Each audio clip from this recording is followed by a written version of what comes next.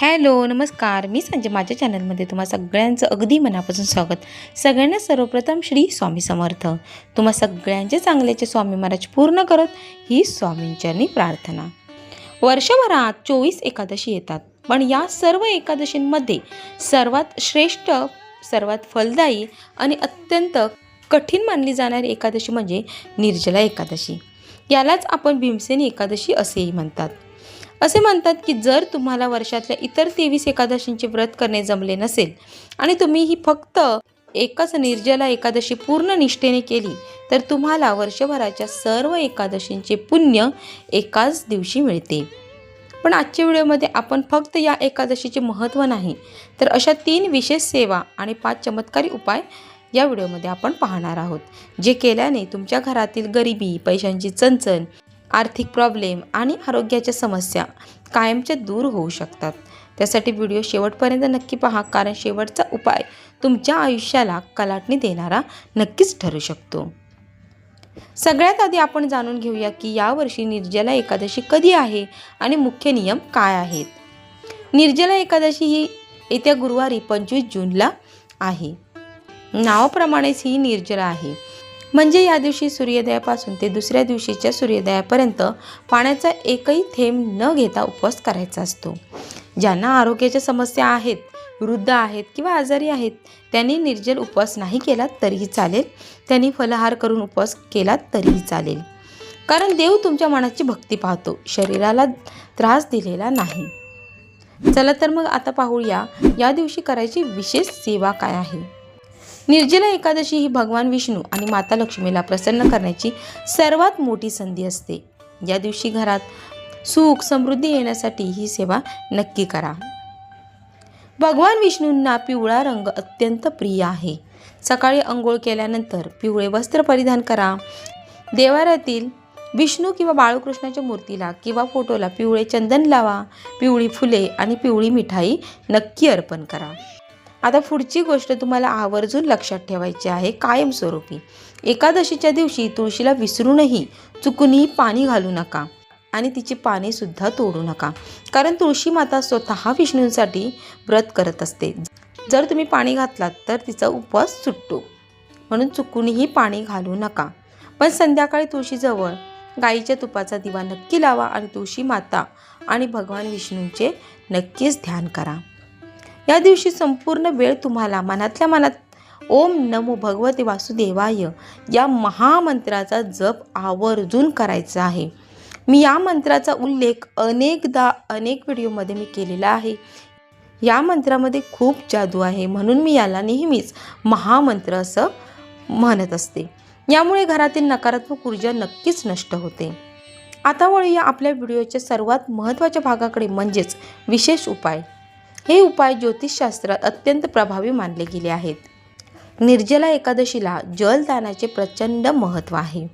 या दिवशी एका मातीच्या खड्यामध्ये, एखाद्या मातीच्या माठामध्ये स्वच्छ पाणी भरा. त्यात थोडे गंगाजल आणि साखर किंवा गूळ टाका. हा पाण्याचा घडा एखाद्या गरजू व्यक्तीला, मंदिरातील ब्राह्मणाला नक्कीच दान करा. या उपायाने पितृदोष शांत होतो. जर तुम्हाला पितृदोष असेल तर हा उपाय तुम्हाला आवर्जून करायचा आहे. आणि घरामध्ये अन्नधान्याची कमतरता भासत असेल, तुम्ही दर महिन्याला सामान घरी आणताय, पण महिना संपेपर्यंत ते सगळं सामान संपून जाते. अर्थात संपणारच आहे, आपण वापरलं तर संपणारच आहे, पण प्रत्येक गोष्टीची एक भरभराट असते. त्यासाठी तुम्हाला घरामध्ये अन्नधान्याची कधीही कमी पडणार नाही. हा उपाय नक्की करून बघा, फरक तुम्हाला स्वतःला जाणवेल. आता लक्ष्मीसाठी कवडी आणि गोमती चक्राचा उपाय करायचा आहे. प्रत्येकजण उपाय तपाय हा आपल्या आर्थिक परिस्थिती सुधारण्यासाठी, आपला संसार सुखाचा होण्यासाठी करत असतो. त्यातलाच हा एक महाउपाय आहे, तो म्हणजे पैशाची तंगी दूर करण्यासाठी. एकादशीच्या दिवशी विष्णू लक्ष्मीच्या पूजेत 11 गोमती चक्र आणि 11 पिवळ्या कवड्या तुम्हाला घ्यायच्या आहेत. त्यांची पूजा तुम्हाला करायची आहे. दुसऱ्या दिवशी पूजेनंतरला ह्या कवड्या आणि गोमती चक्र एका पिवळ्या कपड्यात बांधून तुमच्या तिजोरीत किंवा पैशांच्या जागी ठेवायचं आहे. तुम्ही जिथे पैसे जमा करता आहात तिथे तुम्हाला ही ठेवायची आहे. एखादा पिवळा कपडा घ्या पिवळा ब्लाऊज पीस असेल तर तो घ्या, पिवळा रुमाल असेल तर तो घ्या. त्याच्यामध्ये तुम्हाला 11 गोमूती चक्र आणि 11 पिवळ्या कवड्या बांधून तुम्हाला ठेवायच्या आहेत. तुमच्या घरामध्ये पैशांची आवक नेहमी वाढत राहील. अशा वेळी हा उपाय खूपच प्रभावी आहे, नक्की करून पहा. पिंपळाच्या झाडामध्ये भगवान विष्णूंचा वास असतो. या दिवशी पिंपळाच्या झाडाला दूध मिश्रित पाणी अर्पण नक्की करायचं आहे आणि तिथे तुपाचा दिवा लावून 7 प्रदक्षिणा आवर्जून घालायच्या आहेत. यामुळे रखडलेली कामे मार्गी लागतात. त्यानंतरला पुढचा उपाय आहे तो म्हणजे वस्तूंचे दान.